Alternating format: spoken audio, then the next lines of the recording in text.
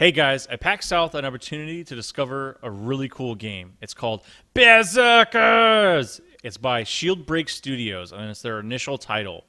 It has a great art style and a really cool theme, and I knew that I wanted to play it the moment I saw it.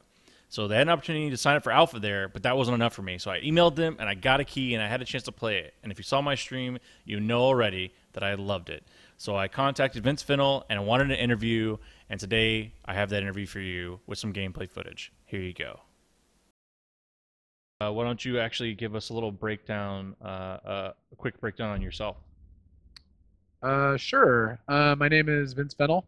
I am one of the co-founders and the producer at Shield Break Studios. I've been in the video game industry for about 11 years now.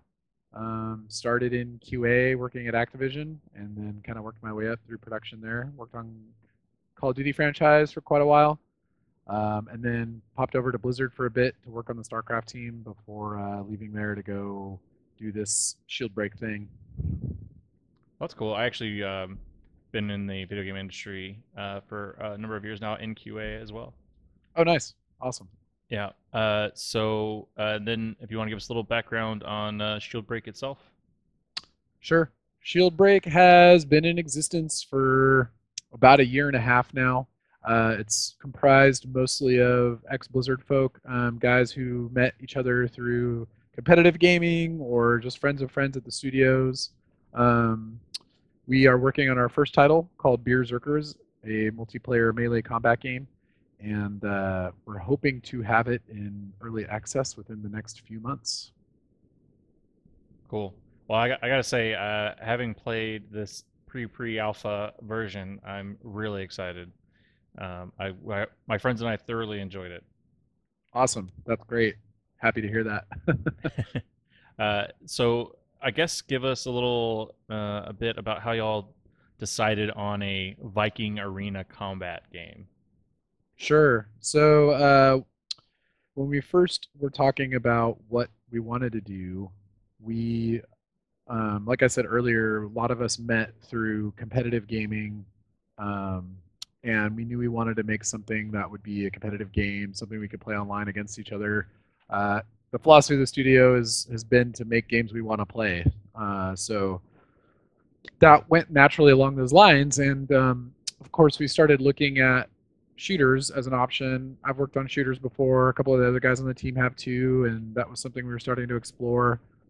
And in those sort of very early days, we took a hard look at ourselves and a hard look at what's out there and decided maybe trying to get into the competitive shooter game would be a little bit beyond the scope of the type of team that we could build. Yeah, it's a little crowded space too, huh? Yeah, exactly. I mean, there's a lot of just really, really good games out there already, and we weren't sure if we would have something new or interesting to offer there or be able to sort of compete and hold our own against the big boys. So instead, we started looking at Melee, and there's a game that a lot of us have played a lot of that we all really, really enjoy called Chivalry, Medieval Mm-hmm. Warfare. Heard of that? Oh yeah. Yeah, so we all played a lot of Chivalry and really really enjoyed it, and we started thinking, well, maybe we can do something in that space.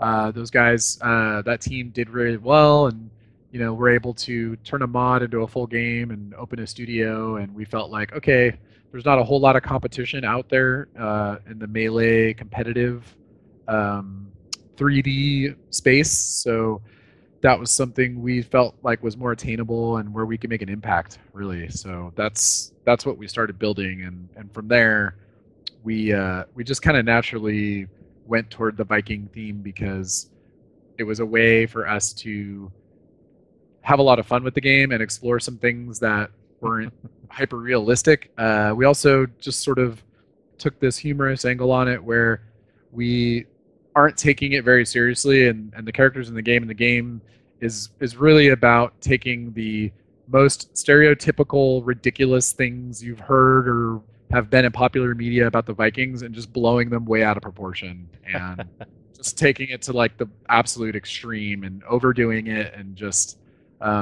being totally unashamed of itself in doing so. And so that all very naturally came together and has been sort of polished and been going through our filter for a long time now. Yeah, you guys must be a fun bunch over there because I got to say that the different taunts, the short taunts, especially the drunkards farting, like that is just beautiful. Adds insult to injury when you win. It's fun to taunt people in a match with that. That's a really great angle. It's already showing through in this early stage. It's good to hear. Yeah, we're definitely not taking the high road with some of the humor. And that's intentional. Like I said, we're it's a little bit of like a satire of Viking culture in a way. It's almost like, all of these ridiculous things that you've heard about it. We're not trying to be historically accurate. We're trying to just take this crazy sort of romanticized version of the Vikings and just totally run with it. Yeah, so actually, I didn't have this on my list of questions, but I thought of it just now. One thing I noticed my friends and I yelling or talking about while we were playing, especially saying it was in the Viking afterlife, is shouting like Valhalla and glory. Is there a reason why you didn't include that name in particular anywhere, or is it just didn't come that way? Like Valhalla in and of itself, you mean? Right. Um, there is a bit of a reason. So, in our world, our Vikings aren't too bright, and they're really bad at spelling, and they're really bad at names, and they also like to everything's sort of themed towards alcoholic beverages. So the name of the game, Bierzerkers, is a bit of an Yes. homage to some of those ideas, and they sort of misspell the name, but also, in a lot of European cultures, that's how beer is spelled anyway. Right. I think in German and Dutch, but um, yeah, so they have names for things like they don't call it Valhalla, they call it Brewhalla, and they call it like Midgard, Meadgard, and it's sort of like everything is twisted in that Right. way. And the other, and we're still working on fleshing all that stuff out. And the other thing too, actually, is that we are not anywhere near final with the audio. So all that audio is us basically um, doing our own via recordings and then editing them ourselves and just kind of thinking of stuff on the fly to help flesh out the characters. So a lot of that Nice. stuff's just kind of like off the cuff, and we haven't been doing too much work in that area because we've just brought on some people to help us out with the sound. And so we were like, okay, let's not put too many resources into that right now because we know that this team's going to come help us out with that. So Ah, okay. So that's it sounds to me like there's space for a fan contest or like an overzealous game reviewer to get their voice in the game. oh sure, yeah. I mean, we have no strings attached to anybody. We can do whatever we want. So that's part of the reason why we're doing this is that we could do fun stuff like that, and get people involved. And there's definitely room for that stuff. We're going into early access, like I said, and we're in an alpha phase right now. I'm actually about to send a blast an email out to a bunch of potentially new alpha participants tonight. So Oh, cool. we're So yeah. a So couple days early, or you're saying well, Thursday on Saturday? yeah. What I'm gonna do is I'm gonna email them, hit the list tonight, and then just to give them a heads up, like, hey, you're in. Keep Hmm. your eyes peeled, and then Thursday night is when we're gonna actually try to get everybody playing at once Ah, and okay, slightly great. servers. But what I was gonna say is during this phase, we're taking feedback and ideas, and I think I mentioned on your stream we have a subreddit up, which is a good way to just talk about the game or post stuff about it. I saw that you put a post on there. Thanks for that. Yes, Um, sir. we're just kind of getting all these efforts started now. We don't have a dedicated PR or marketing team at the moment, so we're just kind of scrapping together whatever we can, go into whatever shows we can to reach out to people. Right. Well, I mean, it's kind of all bootstrap these days. Yeah, it's a lot of fun and a lot of work at the same time. I can imagine. I can imagine. All right, so let's dig into the meat of the game a little bit. Sure. Do you want to give a brief on the four classes currently in the game? Sure. So the four classes we have in right now are called. The first one's called the Raider. The Raider is a sword and shield using class. He is probably the best toe-to-toe fighter out of the group in melee range. He does really good damage. He's really mobile, um, and he's got some nice crowd control abilities. He's sort of spread very generously across a lot of different ideas. And his design is intended to be the very sort of most stable, standard type of get people into the game, get them with something that feels very comfortable and familiar that would sort of make sense conceptually right off the bat. And but beyond that, he's actually just also just a very, very well balanced, well sturdy class. And a lot of people, even though he's probably the one that's sort of easiest to use in some ways, Hmm. it's also the one that a lot of guys on the team prefer to use anyway because he's got a lot of utility and is really strong. I would definitely back that claim. He definitely was very balanced and seemed to be a favorite among a couple of my friends. Cool. Yeah, yeah, he's fun. He's a lot of fun. And the nice thing about the Raider is he's got the most voice work in and the most sound polish right now. So playing him, he's probably the most finished in some ways, as far as just like he's got his anim trails on his swords and his effects are a little further along. Just everything all around is a little further along with him. So he's gonna feel better because of a lot of that stuff. Next is the Drunkard, who is a big, jolly, rotund Viking who enjoys drinking, and all of his abilities are based around that. He's what we're using as our support class. He can do stuff like drop a keg that will AoE heal his team. He's got big, huge attacks with his weapon, which we call keg on a stick. It's basically a huge stick with a keg on top that he swings around. Um, so he's got some stuff that's good actually. He can get a lot of hits, but you have to be careful with him because he can hit his teammates and he can also hit the environment a lot. So he kind of needs a lot of room to maneuver. He's not the best in a one-on-one fight because of that.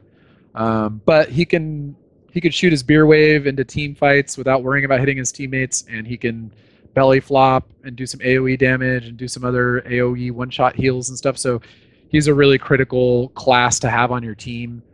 He may not get all the kills, but he's the one that's going to help keep everybody alive and sort of be that force multiplier. Yeah, Uh, definitely my favorite class for sure. cool. Uh, I call it the cammer kegger keg kimmer. Uh, Bashing people with that giant keg on a stick is very satisfying. Yeah, he's if you get good with his heavy attack, which is his more vertical sort of, we call it the golf swing attack. Yes, the launcher. Yeah, that one is good because he can swing it in a tight space. It's a little harder to get a hit with it, but if you get accurate with it, you can really make an impact, and it's just fun to launch people up. And if you get a kill with it, it really launches the bodies around, which is cool too. I like to yell "4" before I use it. Yeah, he in the early days, that was one of his special attacks was that golf swing. I actually think in our PAX Prime build it might be in there. I could be wrong about that, but that was that back then. He was my favorite because I just loved doing that attack constantly. That was sort of like all I would try to do is knock people out of the map with it. Okay, so next we have the Scoundrel.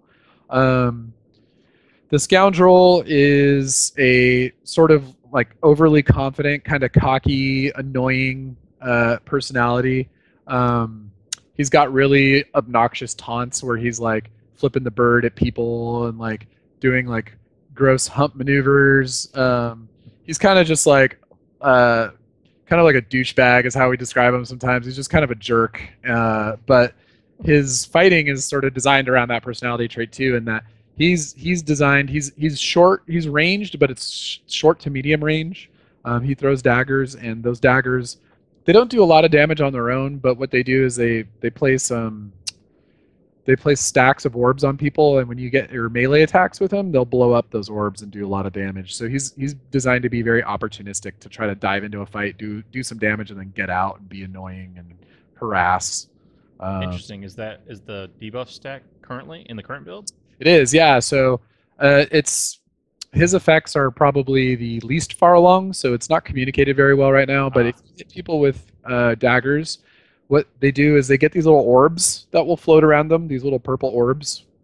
And if you land a melee attack as a Scoundrel on somebody who has those orbs, it'll blow up a few of them. So if you've got like 7 or 8 on somebody, you can land a couple attacks and do big damage. Okay, interesting. I don't think any of our players tried to do that combo. So I don't know if we ever saw that, but that's interesting. Good to know. But you might have seen it without realizing it. It's possible because it looks very similar to his decoy effects too. One thing I should mention actually is that each of these classes we're building. Obviously there's this melee combat system in place that's sort of based around hits and interrupts and timings, but there's also these abilities that everybody has, and each class has sort of a theme with their abilities. So the raider has a lightning theme, the drunkard of course has a beer theme, and then the scoundrel has sort of like a Loki theme, we call it, like a dark sort of shadowy purplish thing to him. So no matter what team the scoundrel is on, you'll kind of be able to recognize that he's doing stuff because you'll see his purple effects flying around. And then same thing with the raider, they're kind of like a light blue, almost white, and the drunkard is very yellow. So yeah, if you see the purple orbs on people or like purple flashes happening around, that means that there's a scoundrel nearby doing some stuff, trying to mess with you. And then finally we have our huntress, who she's actually made a lot of progress in the last week. So I don't know if she's going to make it in this week for the alpha test, but maybe next. Come on, give her to us. we're trying. She's a long range character, which is interesting. We're working really hard to make that work. We think it's important. We think we can make it work. It adds a lot to the game. So she's longer range. She's ice themed. She has sort of this. She fires these long range arrows, not as fast as the scoundrel, who's sort of, he's like a shotgun almost, like he can just blast his knives out. She's a little more pronounced, and she's got these ice abilities that are good for crowd control, so she can like pin people down.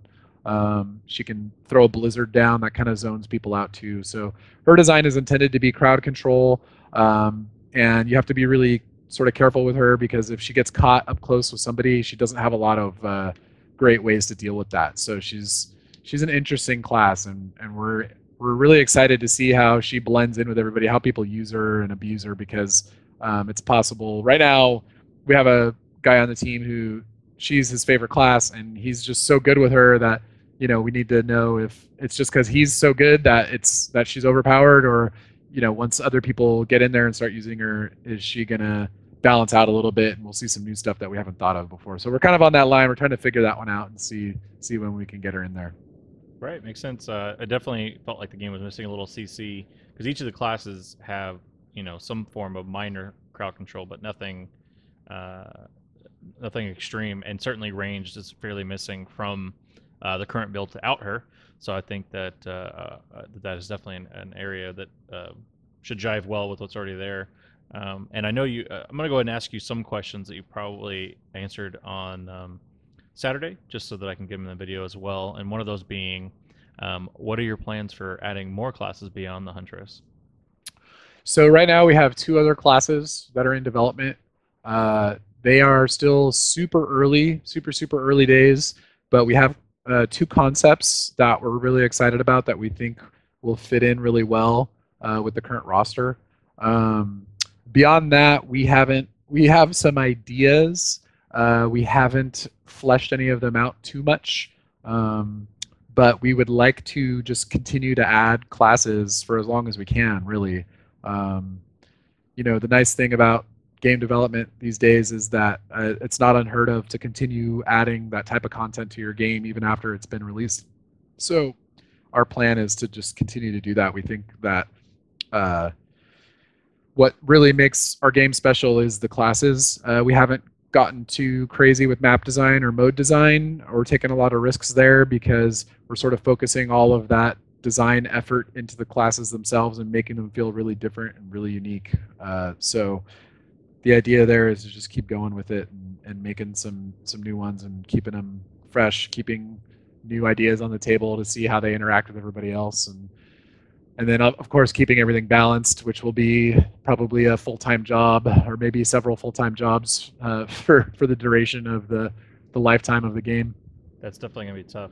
Yeah, I mean, I see that it's cool that each of the characters have a very well-developed personality, because it leads to people picking a favorite and kind of starting to play like the character's personality. But y'all's plans for, or at least y'all's philosophy about adding additional classes definitely brings in comparison that I heard a lot from the other players was how do you feel about people comparing you to a MOBA? I think especially probably due to the camera angle Smite. Yeah, we've been hearing that. I think that at first glance, there's some similarities for sure with, like you said, where the camera is placed and how our characters are controlled. But there's also some super major differences in a lot of ways. It's definitely Bierzerkers is definitely not a MOBA. The game mode is very very simple. It's just about drinking and killing each other.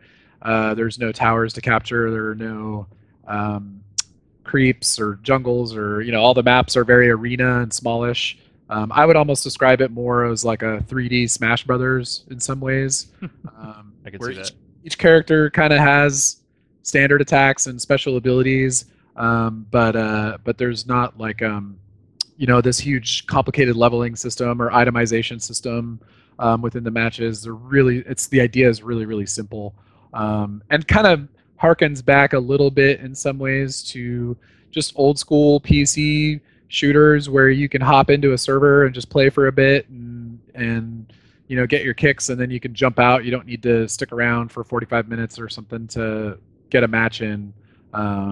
It's a little bit more like TF2 is sort of how we describe it, where it's not a major commitment. You're just hopping in, you're playing your class for a little bit, helping out your team, having a good time, and then you can pop out or find another server or something. It's not designed to lock you in for an extended period of time, not necessarily. Right, and that's definitely TF2 is the exact comparison I had in my head too while you were speaking about it. Um, but I know that you were definitely saying that currently y'all's end goal for the game is not necessarily locked down. That you're kind of open to moving in the direction I guess the player base wants to go as far as game modes and that sort of thing. We want to hear what the player base has to say. I think having been at the shows, in particular PAX Prime, because we had such a mad kind of dash to make it to that show and get the game into good shape for it. That enormously, just how that turned out and the reaction we got at that show had a huge impact on what we were making. And then PAX South, in a similar way, helped us feel like, okay, we're going down a good path with some of these decisions. And so as we continue through the rest of development, we're in alpha right now. We're going to get into early access. Hopefully, a lot more people will be playing the game, and we'll be able to get a lot more feedback from that group and understand how they're playing it and what's compelling about it to them and how we can react as developers. I mean, I think there's going to be limits to that. We can't radically change huge portions of the game, and I don't think people will want us to. I think Right. we've sniffed that out probably already. But we can definitely hear what people are saying, and if there's some good ideas out there, we're more than willing to listen and start working on them.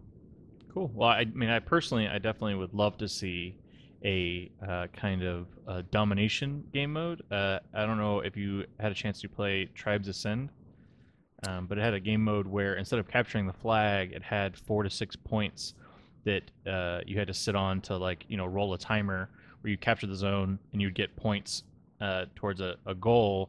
But you had to either defend or be a roving band. And I think a smaller version of that would be really interesting on your maps. I kind of saw on some of your larger maps. I kind of felt like that could already be a thing because there's definitely some points in y'all's maps that are more strategic areas to kind of control the fight in. Sure. Yeah. I mean, we we built a bunch of game modes in our early days and had a type of payload mode, like Mm-hmm. from CF2. Instead of a bomb on a track, though, it was a boat on a river of mead that they were pushing around. Um, we have experimented a lot with that stuff, but we need to revisit some of it actually because, um, like I said earlier, we've been so focused on the classes and the combat that we didn't want to take a lot of risks with maps and modes until we really felt like we've nailed the combat and what it's going to be. And we're kind of coming full circle back around to that now, and we're working a little bit on some different mode stuff. So I'm hoping that we'll have a new mode ready for Thursday, which is going to be not too crazy, but a little bit different than the super hardcore stuff that we've had out there, which is very like what's there right now. I'll describe it for your audience is almost like a Counter-Strike style game mode. We call it Last Viking Standing, where you just play rounds, and if you die, you're dead until the round is over, until a team wins the round, and then everybody respawns and you play another round. And it's right now it's sort of structured as a best of 5, and the first team to 3 wins. We picked those numbers because we just liked the length of time that averaged out to. I think like a 4.5 to 5 minute match on average is what you get from that. So that's what we would call kind of a really hardcore, really competitive mode. We're working on another one that's a little less competitive, and it's more about having team stock and team lives and constant respawning. So it's a little more like a sort of like a traditional team deathmatch type of thing. So I'm hoping to have that in for Thursday to see if people like it. And then we're also, this probably won't make it in, but we're working on pickups for that mode too. So stuff that will drop into the map and alter the way you play. And also just some really out there stuff that we're working on too that's really Smash Brothers inspired. Like I'll give you some examples just because they're fun to talk about. So there's one where it's a pickup and you throw it, and when it breaks, it spawns a sheep, and that sheep will go to the nearest person and explode and do a bunch of damage. So it's a good one to try to throw like at the enemy spawn area. There's another one that's a green flag. You pick it up, you throw it wherever it lands. It spawns a insane green swordsman with a huge sword who, similarly to the sheep, he just runs towards the nearest enemy and will just swing like crazy and just go nuts on them. There's other stuff too, like a mushroom that makes you grow really big. There's like a bunch of stuff that we're experimenting with in the pickups to see if it's fun and if people like it. We've already had some really good moments, particularly when they interact with the environment, like the traps that are in our rock drop map or knocking people off of maps and stuff like that. But they're so rough that we need to give them a little bit more time to kind of get polished and narrow down what we think works before we get them in there. But that's the kind of stuff we're experimenting with right now, just to give you an idea. Right on. It sounds like an amazing amount of fun. I'll be definitely looking forward to the Smash Bros. Inspired game mode. Although I think that the traditional TDM mode also sounds really good. It seems like it would give the drunkard a little bit more utility. Because in the current last Viking standing mode, he has utility, but you get some overzealous teammates that get out there too far, and it's kind of hard to help him sometimes. So being able to kind of set up a spot for an increasing amount, like waves of teammates, would be really useful. It is.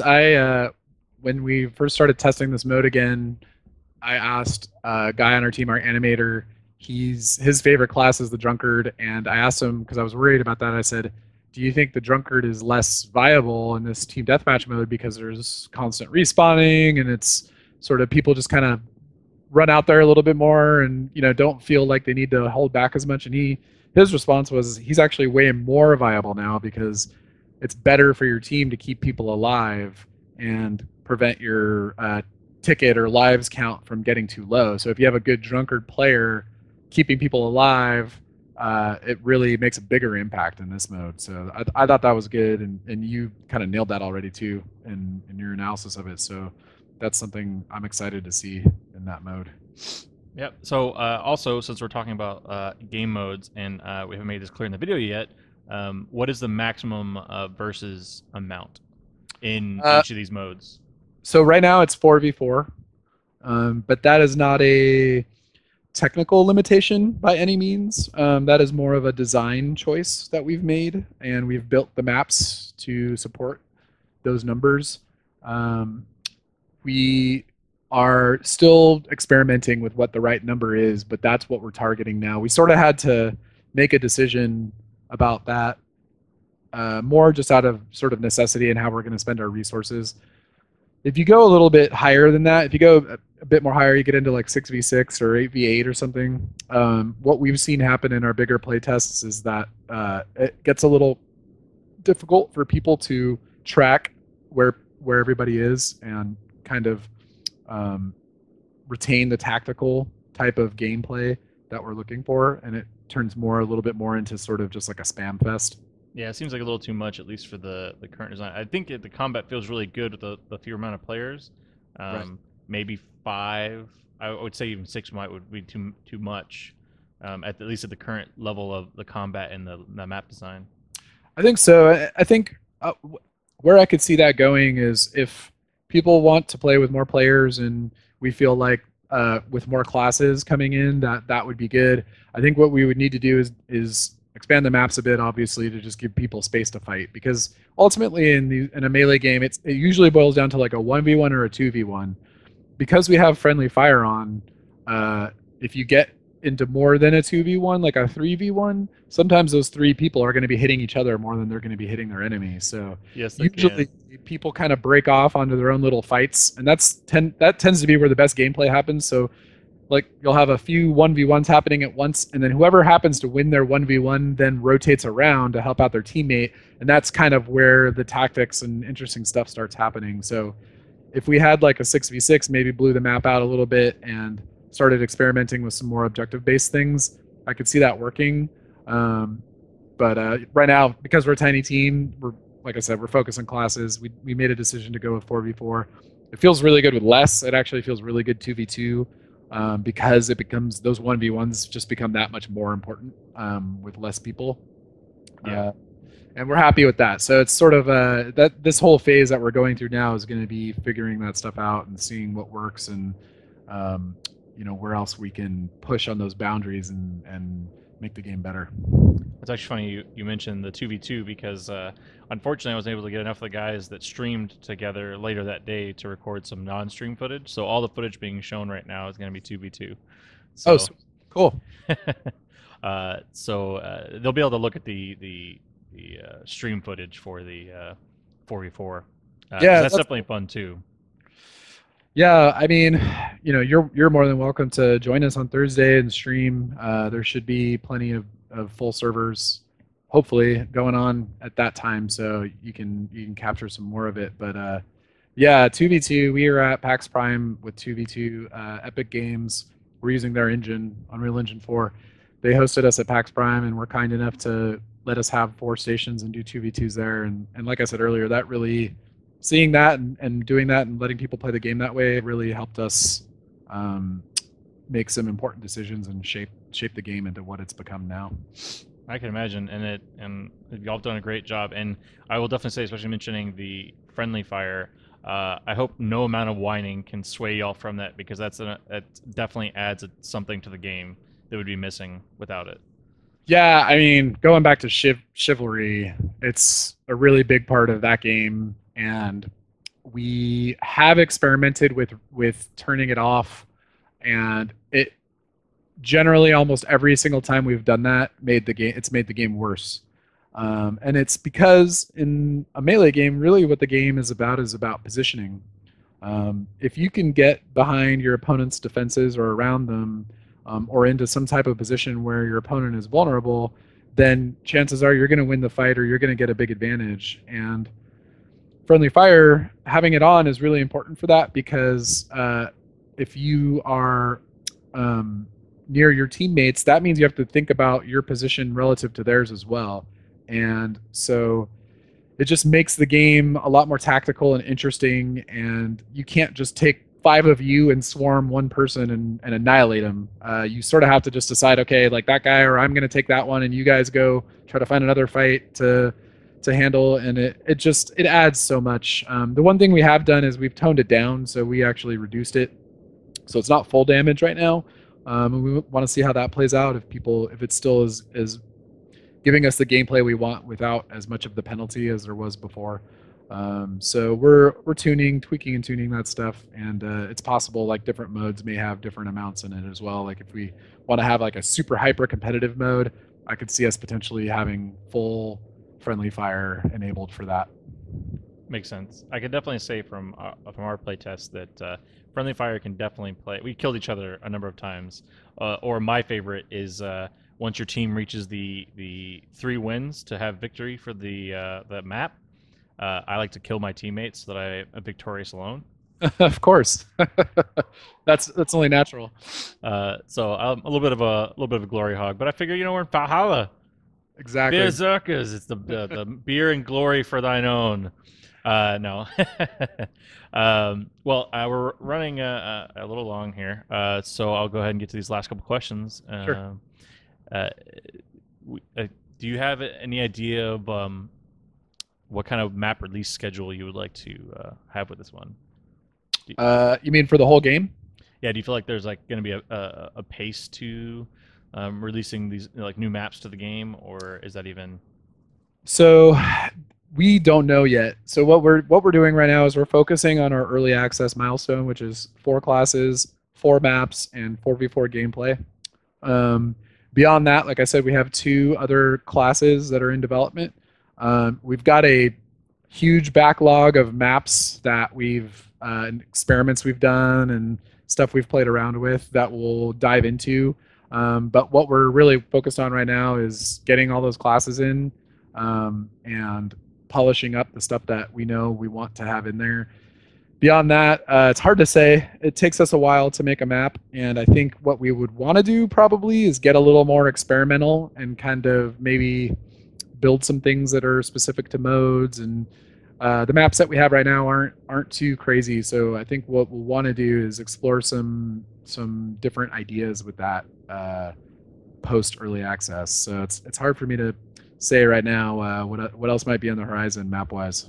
Right. I definitely think that one of your stronger maps is the one where the stones fall away and the map is constantly changing. I think that adds something, especially with the scoundrel's blinding ability.